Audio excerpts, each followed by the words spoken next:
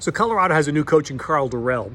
Last week here on this, I did a long-form piece where we talked a lot about the actions of Michigan State and their former coach and now their new coach, and how there was a sore lack of ethics and commitment that led to a really distasteful situation. Colorado deserved better. Their fans deserve better.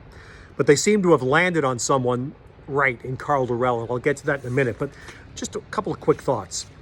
Two coaches, successful coaches, stepped away from their jobs since the season ended, and they happened in dramatically different manners. Look at how Michigan State's situation went down in February, after signing day.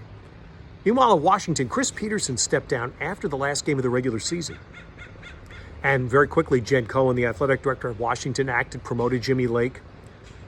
Chris Petersen handled his decision and departure with a gold standard level of integrity and of leadership and of moral character.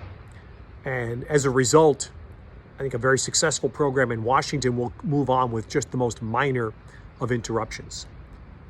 And I listened to an interview that Sandy Alderson just did this week.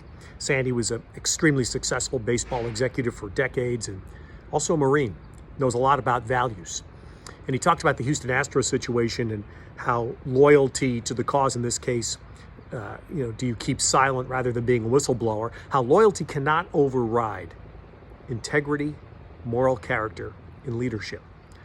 And those are the traits that Chris Petersen showed at Washington, and that you hear a lot about Karl Dorrell. I heard a lot about it during his tenure in the NFL as an assistant coach from people.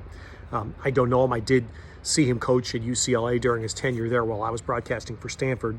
But I found a book here on my shelf that speaks a little bit to this.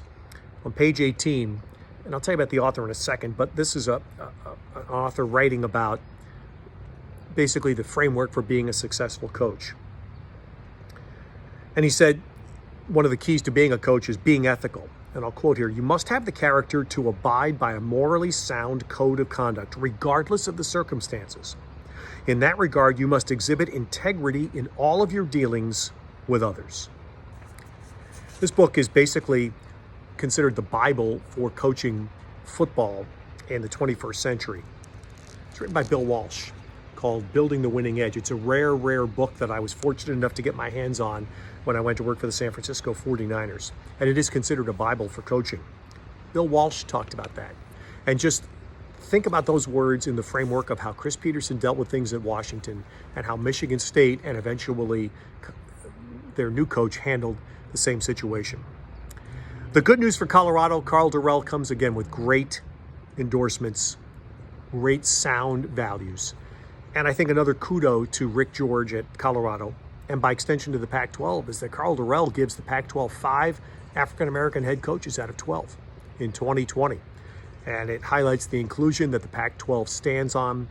It rings through its entire Olympic sports programs. Yes, it is the Conference of Champions. And how Karl Dorrell recruits and how the wins and losses go remain to be seen. But I think it's great credit that Colorado landed on a man of character and a man of color in 2020.